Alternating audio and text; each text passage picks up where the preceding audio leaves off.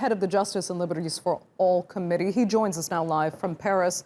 Yasser, thanks for being with us. If you were personally advising the French government right now, how would you tell them to manage the fallout from what happened in Nice today? Well, simple two things.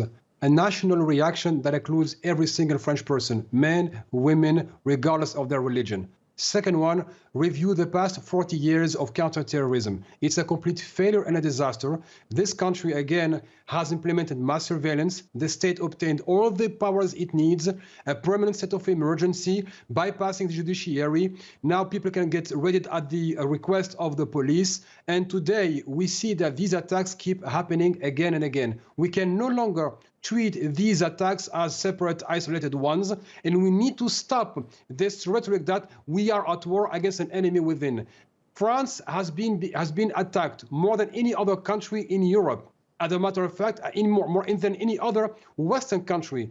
How is it that a country that has been implemented so many drastic measures, sitting literally on human rights and civil liberties, and at the same time being attacked without the state being able to address the question? What's extremely shocking is that not a single person from our state apparatus has been sacked for the failures to protect us. We are unsafe in churches, public transportation, schools, everything. Emmanuel Macron is not answering the question. We don't need more warlike rhetoric. We need sincere questions to be answered with sincere answers.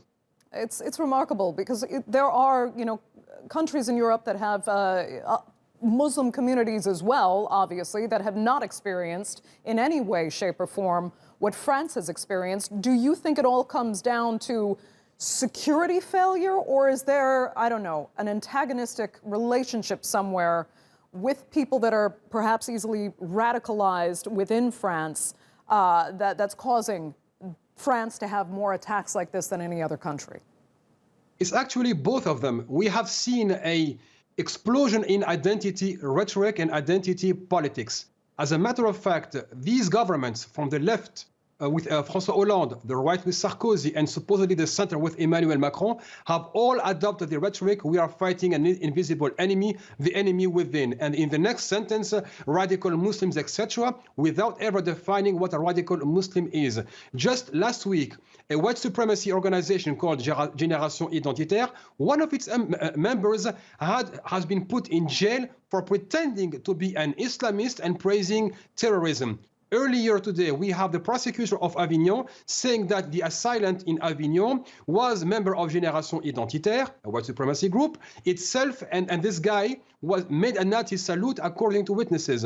At the same time, we have media pundits feeding the narrative that French identity is at war with its millions of Muslims, while at the same time, we have white supremacy groups training in the Ukraine to become mercenaries and having even camps in France for white men and women only. Emmanuel Macron, when he says, like last week he did, we are one, unfortunately, the fine print of this we are one is that, yes, we are one, Muslims, blacks, and Arabs, get the hell out, you don't belong here. And that is exactly what Daesh and ISIS, whatever you name them, are calling for. Emmanuel Macron has been acting exactly as they want, to first shed blood and then governments cracking down on Muslim minorities. The last item, and I just checked, there has been no organization claiming the attack. Right. This is extremely disturbing, to be honest. I have no idea to which organization they belong, and nobody is addressing the fact that a woman got beheaded,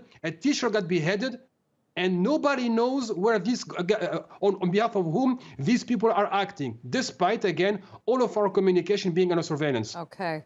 Yasser, I need to ask you about this. The Charlie Hebdo cover published this week, we can say added fuel to the fire.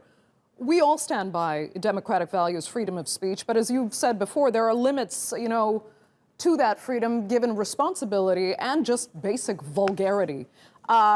When I saw that Charlie Hebdo cover, I have to say it reminded me, even of the vulgar cartoons that depicted Jews in the lead up to World War II. What did you make of it?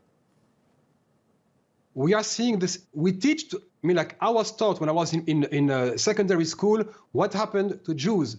First, we demonized, or they demonized their religion, and then they demonized the people practicing that religion with the consequences we know. France deporting its own Jews to the death camps, while at the same time the king of Morocco refused to have Jewish Moroccans deported.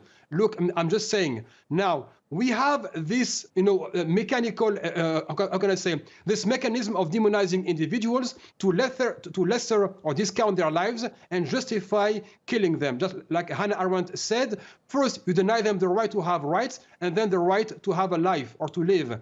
Now today we see these cartoons. Yes, of course, you've got freedom of speech. I have the right to insult you if I want to, but my responsibility towards you is not to do it.